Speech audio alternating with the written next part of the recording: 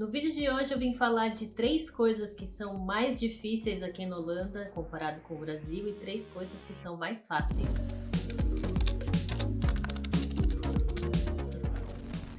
Tem muitas coisas que são mais difíceis ou mais fáceis aqui na Holanda comparado com o Brasil. E no vídeo de hoje eu resolvi escolher assim 3 coisas que eu acho mais difíceis e mais fáceis aqui. Tirando as coisas mais óbvias que eu até tenho falado em alguns vídeos, como a questão, por exemplo, da segurança pública, que é uma questão que eu já falei num outro vídeo, que eu vou deixar aqui para vocês, quem quiser ver. Mas eu resolvi focar em outras coisas que eu acho que as pessoas não fazem assim muita ideia, ou até fazem alguma ideia, mas não inteiramente. E eu vou começar com as 3 coisas que eu acho que aqui são mais fáceis do que no Brasil. A primeira delas, eu acho que é a locomoção. Talvez seja até um pouco mais óbvio, mas eu principalmente comparo com São Paulo, que é de onde eu vim, de onde eu morei a minha vida inteira. Eu acho que aqui, não só na Holanda, mas na Europa de uma maneira geral, eu acho que é muito mais fácil se locomover do que no Brasil. Porque, primeiro que as cidades de uma maneira geral são menores, então com cidades menores é mais fácil você chegar em algum lugar. Mas não só isso, aqui na Holanda especificamente, como a gente tem a questão das bicicletas, que eu também fiz um vídeo sobre isso, justamente pela característica das cidades serem pequenas e de ter muita possibilidade de bicicleta, acaba sendo mais fácil porque também tem muito menos trânsito, menos pessoas têm carro, menos pessoas usam carro para se locomover dentro das cidades, então naturalmente aqui tem bem menos trânsito do que nos outros lugares. Não que não tenha trânsito, existe, acontece nos horários de rush. A gente inclusive tem pista reversível nas rodovias, principalmente lá perto do Randstad, de Amsterdã, esses lugares maiores, que tem muita gente que não mora nessas cidades, mas vai trabalhar nessas cidades, mas existe trânsito. Aqui na cidade existe trânsito, mas é mais localizado assim nas rodovias, né? Porque é mais para quem realmente não mora dentro da cidade, que mora em cidades vizinhas e tem que se locomover para cá, que acaba usando carro. De resto, a gente faz tudo de bicicleta, então o trânsito flui de uma maneira melhor.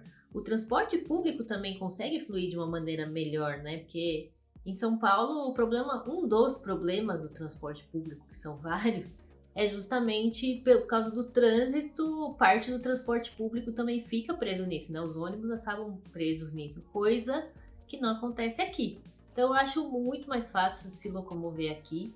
Eu faço tudo de bicicleta aqui, acho isso a melhor coisa que aconteceu na minha vida, eu acho, foi poder trocar o carro pela bicicleta. Eu acho muito prático fazer as coisas de bicicleta, porque eu não tenho que ficar esperando o ônibus, porque eu não fico presa no trânsito.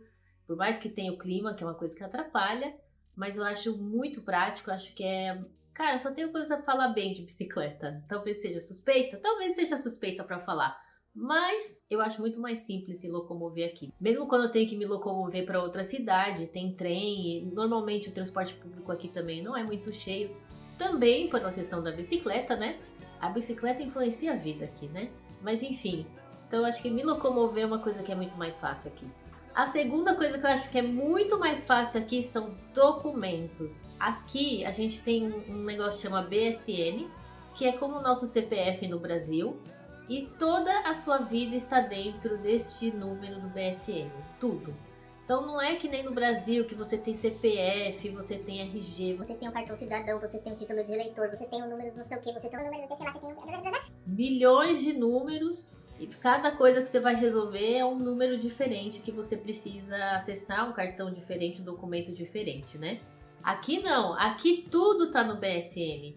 Então se você vai no médico, BSN, através do seu BSN ele acessa o seu plano de saúde e beleza. E se você passar mal na rua, inclusive, a ambulância for pegar você na rua, ele pegando o seu número do BSN, ele sabe quem é seu médico, ele sabe se você já foi atendido no hospital, ele sabe seu histórico, se você tiver, por exemplo, alergia, tem lá no seu BSN, você passou no médico e reportou pro médico, o médico descobriu que você tem uma alergia, ele consegue ver através do seu BSN. Tudo aqui é centralizado do BSN. Se você precisar da Seguridade Social, com o seu número de BSN você resolve. Se você foi parado na rua pelo guarda dirigindo e ele Pelo número do seu BSN, ele sabe se você tem a carteira de motorista, ele sabe um monte de informação ali só com o número do seu BSN. Você tem que portar a carta de motorista e, na verdade, aqui o único documento que as pessoas carregam é a carta de motorista, porque na carta de motorista tem o seu BSN e é um documento único, assim. Fora isso, não tem... Tipo, quando eu registrei meu BSN, não me deram nada, só me deram um papel que é um comprovante com o número para eu saber o número, mas não é uma coisa que eu tenho que levar na rua. No meu caso, eu levo o meu visto, né? Mas o BSN é tudo tá dentro tudo dentro de um único documento. Eu acho muito mais fácil, não preciso ficar decorando um monte de número, um monte de documento, que cada hora precisa de um documento no Brasil. Inclusive aqui eu fui transferir meu título de eleitora e descobri que ia precisar do meu RG. E não tinha trazido o RG, porque eu trouxe a carta de motorista do Brasil, achei que ia ser suficiente, mas para transferir o título precisa do bendito RG. Minha mãe teve que mandar o RG lá do Brasil para cá, porque eu sei que no Brasil tem ou tinha pelo menos um projeto para centralizar tudo no CPF, não sei a quantas andam, se vocês sabem, me comenta aqui, porque eu acho que era muito necessário no Brasil centralizar tudo no CPF, um único documento para tudo, porque não faz sentido ter tanto número, tanto documento para decorar e para guardar, né? A terceira coisa que eu acho mais fácil aqui é limpar a casa. Que papo de Maria... neura da limpeza, né? Mas enfim, eu acho aqui muito mais fácil de limpar a casa. E eu, durante um tempo, fiquei meio intrigada porque que aqui parecia, né? Eu tinha sempre essa impressão. Na verdade, não é uma impressão, mas eu sempre tive essa ideia de que aqui era mais fácil de limpar a casa, né? E aí eu comecei a prestar atenção, umas coisas o meu namorado começou a me explicar e faz bastante sentido. E aí eu entendi certas coisas. Uma coisa é que aqui o clima é muito úmido, então tem dias que mesmo sem chuva a umidade está mais de 70%. Na verdade, acho que mesmo nos dias bem secos, a umidade nunca chega muito abaixo de 50%. Talvez nas ondas de calor fique bem seco, mas é raro também a gente ter onda de calor. Hoje, por exemplo, é um dia que não está chovendo, está sol e a umidade está na casa dos 80 alguma coisa por cento. E isso dificulta o transporte das partículas de pó. Ou seja, o pó não consegue viajar porque o ar está úmido, então ela não consegue pegar uma carona no vento e entrar dentro de casa. Não que não entre, né? Mas entra bem menos, porque tem essa questão da umidade que também favorece a poeira viajar menos. Fora tudo isso, aqui faz bastante frio, né? Então, é natural que a gente fique com a casa toda fechada. Então, a gente não fica com a janela aberta o dia inteiro, a gente não fica com a porta da casa aberta, até porque, como faz frio, a gente aquece a casa. Se a gente ficar abrindo, a gente vai ficar resfriando, e aí o aquecedor tem que trabalhar mais, e aí a gente gasta mais dinheiro. Então, aqui a gente mantém não só a casa em si fechada, mas os cômodos fechados, né? E isso acaba também transportando menos sujeira para dentro de cada cômodo. Então, por exemplo, é claro que a minha sala é onde suja mais, porque é onde a gente entra, chega e sai, né? Mas isso acaba não se transportando para os quartos, por essa questão de a gente manter tudo fechado. E por um outro fator, que é um hábito aqui na Holanda, que é o que eles chamam de Hausschoenen, que é os sapatos de casa. Ou seja, aqui eles têm o hábito de não usar o sapato da rua dentro de casa. Então chega em casa e põe o que eles chamam de sapato de casa, que é um sapato que você só usa em casa.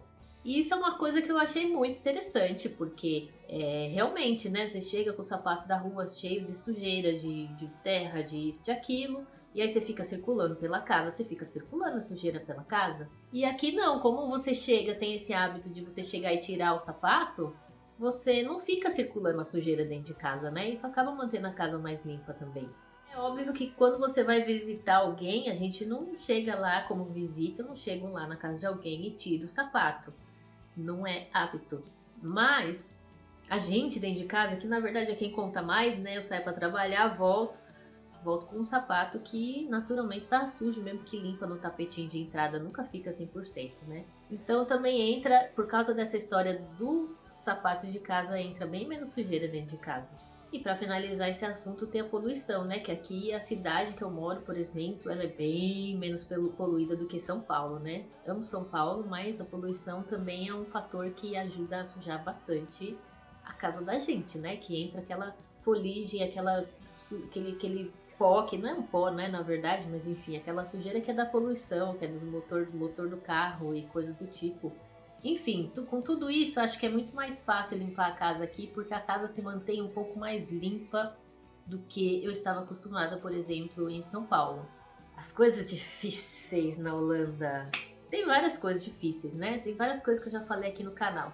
Mas aqui eu vou focar em 3 que eu acho, assim, que são as principais, assim, coisas do dia a dia, mas as principais. E acho que a principal delas é serviço. Cara, o holandês é muito ruim de serviço, porque eles têm uma filosofia aquela filosofia tempo é dinheiro. Então eles querem fazer o máximo possível no menor tempo possível. Só que acho que eles exageram um pouco nessa filosofia, porque a gente no Brasil, nós somos assim muito servis, né?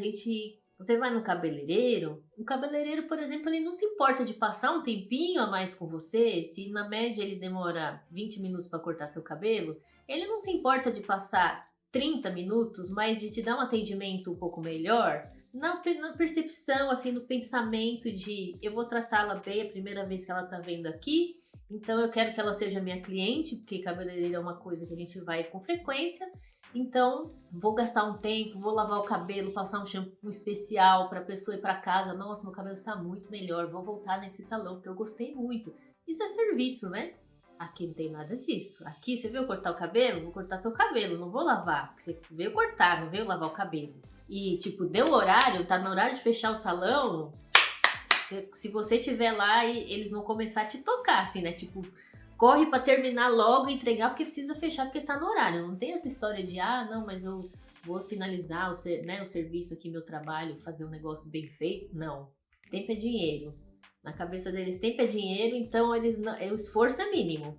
Então, por exemplo, no banco, a gente chegou lá no banco, o meu namorado, o cartão dele não estava funcionando, é uma coisa que o atendente, sei lá, né, no sistema apertaria três cliques ali e resolveria, né? Não, ele simplesmente olhou pra gente e falou assim, liga no call center que eles resolvem. Tipo, não fez a menor questão de atender. Teve uma outra vez também que eu fui no banco e os caras estavam lá conversando, batendo papo e eu cheguei, não, você tem que marcar um horário. Tipo, não faz a menor questão de tô aqui, não tenho ninguém marcado, tô de boa, posso atender, né? Não. Se não tá marcado, não tá marcado. Então, assim, eles não têm muito essa cultura de serviço que a gente tem no Brasil. E aí não tô nem falando, assim, de precarizar as coisas, mas realmente de ser atencioso, realmente de focar no resultado daquilo que eles estão fazendo, né? De olhar o trabalho, olhar o serviço como a sensação que você causa na pessoa. Não, aqui eles são muito diretos. Realmente aquilo que falam, né? O holandês é muito direto. E eles são muito diretos. Você veio aqui para cortar o cabelo? Vou cortar seu cabelo. Você veio aqui para resolver um problema no banco? Não, mas a regra é essa. Então, eu poderia fazer diferente? Poderia, mas não vou fazer. Para vocês terem uma ideia, eu descobri recentemente que até na polícia, se você for na polícia fazer um BO, vamos supor, roubaram a minha bicicleta ou uma roda da minha bicicleta, não precisa nem ser a bicicleta inteira. Não é uma emergência. Se eu chegar lá na delegacia de polícia, eu quero registrar um BO que roubaram minha bicicleta, eles vão olhar pra minha cara, vão falar assim, você tava na bicicleta, te derrubaram? Não, tava estacionado, alguém roubou. Aí eles vão falar assim, você vai lá, agenda um horário, que aí você vem aqui e a gente vai registrar o BO. Tipo, urgência não existe. Quer dizer, existe, né? Se tiver, sei lá, numa situação realmente de perigo, uma coisa que realmente é urgente, você pode chegar lá sem marcar um horário. De resto, se roubaram o seu carro, se roubaram sua bicicleta, se até de repente se roubaram sua casa, é capaz de você chegar lá e voltar para casa de mãos abanando porque tem que marcar um horário. Então tudo é muito assim quadrado, né? Eu até acho interessante e tenho refletido bastante sobre isso, porque eu vejo que no Brasil acho que a gente também faz demais, a gente pensa demais no cliente, e o cliente se bota muito numa posição de eu sou cliente, eu sou estrela, eu tenho que chegar aqui, você tem que me fazer muito mais e para eu, quem sabe, ficar satisfeito, né? Acho que o cliente no Brasil também tem uma postura muito ruim, de uma maneira geral, e em vários tipos de serviço, tem várias coisas aí que tem passado na internet que a gente tem visto isso. E por um lado eu acho uma abordagem interessante do quanto que eles, né, essa é a regra e não importa que você é cliente, você tem que seguir a regra. Você veio cortar o cabelo, você veio cortar o cabelo. Você não veio fazer outras coisas, não tem que ficar aqui até mais tarde porque você é cliente. Mas por outro lado, para mim é um grande choque cultural. E é algo que eu ainda estou me acostumando e estou aprendendo a enxergar com bons olhos, estou aprendendo a entender que na verdade, talvez eles estejam mais certos do que a gente no Brasil. Porque acho que no Brasil a gente avacalha demais, né? Como eu falei, acho que o cliente às vezes se coloca numa posição muito de rei, quando na verdade não deveria ser assim. Mas eu acho que aqui também podia ser um pouco de ter um pouco mais de cuidado em algumas coisas, assim, né? Que nem esse exemplo da polícia. Você tem que marcar um compromisso para fazer um BO de um negócio que foi roubado, não me faz muito sentido. Mas enfim. A segunda coisa que é muito difícil, burocracia. Eu achava que no Brasil tinha burocracia, até eu vim morar na Holanda. Cara, aqui tudo é quadrado, mas absolutamente tudo é quadrado. Então eu fui fazer um formulário de imposto de renda, porque eu descobri que eu podia pedir um retorno do dinheiro do trabalho que eu fiz no ano anterior. E aí meu namorado foi me ajudar, preencheu pra mim e tal, né? Porque ele sempre sabe fazer, fez pra mim. Acho que um mês depois eu recebo uma cartinha, porque aqui na Holanda tudo é cartinha. Eles não mandam e-mail, é tudo... O governo, as coisas oficiais, aqui é tudo cartinha. Recebo uma cartinha falando, nós recebemos seu pedido de restituição do imposto de renda, blá, blá, blá, blá, blá, blá. Mas você preencheu no formulário A e você tem que preencher no formulário B porque você é estrangeira. E aí meu namorado falou assim, sabe qual é a diferença do formulário A pro formulário B? Nenhuma, é só que um é o formulário A e o outro é o formulário B, tudo igual. Mas como você é estrangeira, tem que ser o formulário B, tipo... Qual o sentido? Nenhum. Talvez lá dentro do sistema do governo tenha alguma coisa que para eles faz diferença. Pra gente é só burocracia idiota, porque a gente preencheu as mesmas informações, tudo é igual. É tão quadrado que tem umas coisas assim que eu falo, gente, mas... né? Tento entender os porquês, né? Mas eu tive que ir num especialista, num médico. E aí o meu House Arts, que se você não tá entendendo o que eu tô falando, tem um vídeo sobre como funciona o sistema de saúde aqui na Holanda, você vai entender melhor. Mas o meu House Arts me encaminhou para o especialista. Que isso já é uma burocracia, né? Mas tudo bem. Aí, quando eu fui para esse especialista, eu recebi um formulário que eu tinha que preencher, porque para ir para o especialista eu já tenho que preencher um formulário, né? Não é chegar lá e conversa, não. Tinha um formulário lá com várias perguntas de doenças pré-existentes, disso e aquilo. Além desse formulário, que também veio numa cartinha, porque tudo aqui é cartinha, e eu tive que devolver preenchido à mão. Eu tive que conceder acesso ao meu histórico médico para o médico especialista que ia me atender. E até quando eu tava lá, eu falei assim, eu não entendi. Por que eu tenho que dar acesso para o outro médico? Assim, eu vou ser atendida por um médico, ele tem que ter acesso ao meu histórico médico para entender o que aconteceu, o que um identificou, o que o outro identificou, que exames que eu já fiz. Qual o sentido de eu ter que dar acesso? Se eu não quisesse dar acesso, nem fosse no médico, né? Mas aqui não, aqui é tudo quadrado, pela própria lei. Depois eu fui pesquisar, né? E pela própria lei, como tudo é centralizado no BSN, como eu falei, então ele vai ter acesso a todo o meu histórico médico, inclusive a coisas que não necessariamente vão estar ligadas àquele assunto que ele está me tratando ali, que eu estou sendo encaminhada. Então tudo é quadrado desse jeito. Tudo na Holanda é burocrático, tudo tem um formulário, uma cartinha que você tem que esperar receber em casa para confirmar para você fazer alguma coisa. Mesmo sendo tudo integrado, mesmo sendo tudo automatizado, é tudo burocrático e tudo tem essa bendita da cartinha que vem para casa, que eu não sei que povo que adora gastar papel, que nem esses holandeses gostam. E por fim, a última coisa que eu acho que é mais difícil aqui é, de uma maneira geral, fazer atividade física. Porque, primeiro de tudo, aqui tudo é mais caro, né? Já falei sobre isso, sobre o custo de vida aqui na Holanda. Tem um vídeo sobre isso no canal. Aqui tudo é caro. Academia, que é um supérfluo, inclusive, né? É caro pra caramba. Então, assim, eu nem tive coragem de pensar em visitar uma academia. Porque só de olhar o preço já caí de costa. Aliás, não é nem falta de coragem, falta de condição financeira mesmo, mas tudo bem. Então, assim, o povo daqui não é muito o povo da academia, né? Embora sejam muito saudáveis, embora, né, até um pouco controverso, porque a gente acaba fazendo mais atividade física aqui porque a gente se locomove de bicicleta, Mas fazer uma atividade física de forma estruturada, com academia, com equipamentos e com ritmo até, é mais difícil, porque é mais caro. Você até tem planos de academia que você paga um mensal e tem acesso às coisas, mas eu nem sei como é, porque eu não tive realmente, quando eu vi o preço, eu não tive coragem. A gente chama de coragem, né? Mas a gente sabe quando é coragem. Com isso, tipo, como eu faço atividade física aqui, eu fui numa loja de esportes, comprei pezinho, comprei isso, comprei aquilo e faço em casa do jeito que dá. E tá maravilhoso, na verdade. Não tô reclamando disso não, mas é mais difícil, a gente tem menos acesso.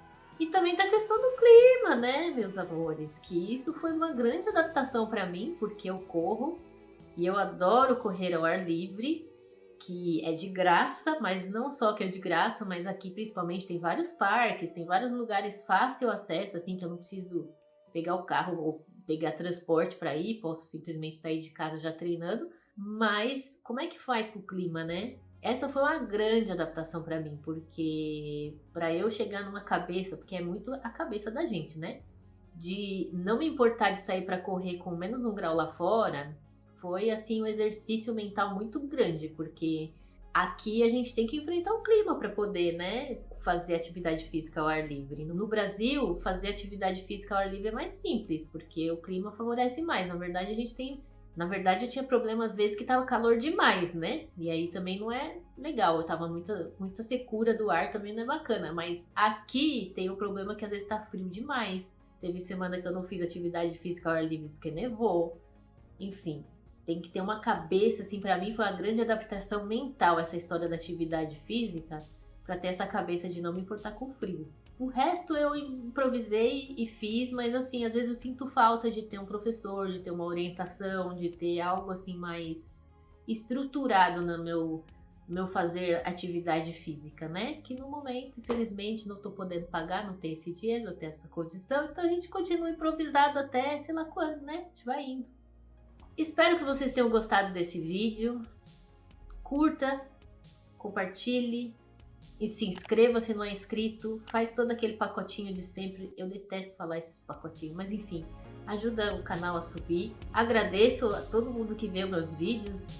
Tô adorando meus comentários, tô adorando tudo que tá acontecendo aqui, mesmo sendo um canal assim sem muitas expectativas, né?